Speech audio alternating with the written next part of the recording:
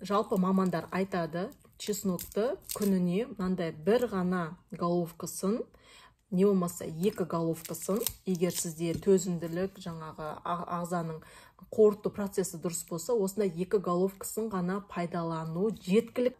Қанды сұйылтушы. Қанды өте жақсы сұйылтады. Бірақ егер қаны сұйылуға бейім адамдар бар. Армысыз YouTube көрермен, сіздермен денсаулық байлық арнасы бұл әдеттегенше ақпарат беруші канал болғандықтан мен сіздерге үнемі ескертіп айтам. Егер сіздердің денсаулықтарыңызда қандай да бір ауру болып, асқыну болып жатса, уақытты создырмай міндетті түрде дәрігерге барып, ем-дом, яғни назначенияларын алып, сол бойынша емделгендеріңіз жөн. Бұл жағдайда уақыт сіздерге қарсы жұмыс жасайды, уақытты создырып, өткізіп алмағандарыңыз дұрыс. Сіздер білесіздер, каналда біз адамның денсаулығына, өміріне пайдалы ақпараттармен бөлісетін боламын, яғни бөлісіп те жүрмін. Бүгін біз чеснок жайында, яғни сарымсақ жайында толыққанды жалпы ақпарат беруге тырысамын. Бәріміз білеміз, чеснок бұл біздің ағзамызға пайдалы. Бірақ ол қай жағынан пайдалы, қай жерге пайдалы, қалай мөлшерде ішу керек.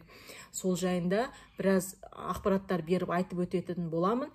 Бәріміз білеміз, егер ағзаға беріліп жатқан өнім, не болмаса дәрі өзінің мөлшерінен асып кететін болса, ол сізге пайдалы келмейді, ол өзі сізге зиянды тұстарын бере бастайды. Яғни әр нәрсе өзінің мөлшерімен болған дұрыс. Мынау сарымсақ. Қазір күз кезінде бәріміз огородтан жаңа салат жасап, қысқа дайындалып жатқан жайымыз бар. Кәдімгі кобраның өзінде де осы сарымсақты біз сол кобраға қосамыз. Яғни әр өңірде әртүрлі айтылады. Кейбір өңірлер чертополақ дейді, кобра дейді, әртүрлі айтылып жатады. Жалпылама айтқанда чеснок біздің ағзамызға өте пайдалы. Сарымсақ, қазақша айтқанда сарымсақ өте пайдалы. Америкалық ракқа қарсы, яғни обыр ісіктерін емдеуге, соларды зерттеуге арналған институт өздерінің докладтарында, яғни зерттеулерінде сарымсақ өз кезегінде рактың алдын алады деген тоқтамға келген. Яғни бұл тоқтамға жайдан жай келіп отқан жоқ. Себебі мынау қарапайым сарымсақтың құрамында біздің ағзамыздың, яғни иммунитетіміздің ракқа күресуге қабілетін көтеретін заттектер, вещество дейміз ғой, заттектер барын дәлелдеген. Енді ол қандай заттектер? Жалпы сарымсақтың құрамында аллицин деген вещество бар, сонымен қатар германий деген химический элемент бар. Осы екі зат, аллицин мен германий, өз кезегінде біздің ағзамызды ракқа күресуге, иммунитетті көтеруге жақсы жұмыс жасайды. Сіздерге былай түсіндірейінші, чеснок десе біз ішек құрттары есімізге түседі. Яғни кішкентай балаларда болсын, үлкен кісілерде болсын, ішек құрттарын кетіреді деп жариялап жар саламыз. Бірақ чеснок ең басты қасиеті бұл біздің қан тамырларымызды серпімді етеді. Алдыңғы видеоларда омега жайында да айтқам, яғни балықтың майы да осындай қызмет атқарады. Бірақ чеснок оған қарағанда сәл грубылау қызмет жасайды. Себебі чеснокты бұның қарсы көрсетілімі асқазан ішегіңізде, не болмаса асқазанда жара болса, гастрит, асқазанмен байланысты аурулар болса, чеснокты сіз үнемі пайдалана алмайсыз. Себебі бұл өзі шикі күйінде асқазанға түсетін болса, асқазанды жиырып, ауырып тұрған жараларды одан да бетер асқындырып жіберуі мүмкін.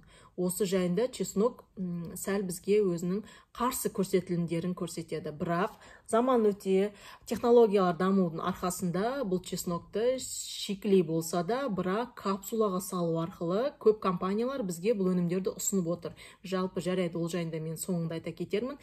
Ал қазіргі таңда осы чеснок былайша айтқан кезде бұрыннан, атам заманнан бізге белгілі, ата-бабамыз пайдаланып келген, қолданылған ең бірінші қызмет атқаратын қызметі қанды сұйылтушы. Қанды өте жақсы сұйылтады. Бірақ егер қаны сұйылуға бейім адамдар бар, біз көп жағдайда қан қоюланып кетті дейміз ғой, бірақ сонымен қатар қаны сұйық адамдар да бар. Сол адамдар өте абайлап қолдану керек. Себебі ең бірінші кезекте чеснок қанды жақсы сұйылтады. Қаны қою адамдар, қанмен байланысты атеросклероз, немесе тромбоциттері көбейіп кеткен жандар болса, осы чеснокты міндетті түрде пайдалану керек. Жалпы мамандар айтады, чеснокты күніне мынандай бір ғана головкасын, не болмаса 2 головкасын, егер сізде төзімділік, жаңағы ағзаның қорыту процесі дұрыс болса, осындай 2 головкасын ғана пайдалану жеткілікті. Бас салып, мынандай көп мөлшерде пайдаланып, асқазанды одан да бетер ауыртып алмағандарыңыз жөн. Бұл яғни ғалымдардың бізге ұсынып жатқан мөлшері күніне осындай бір не болмаса 2 чесноктың головкасын, яғни осындай мөлшерін пайдаланып тұрған дұрыс.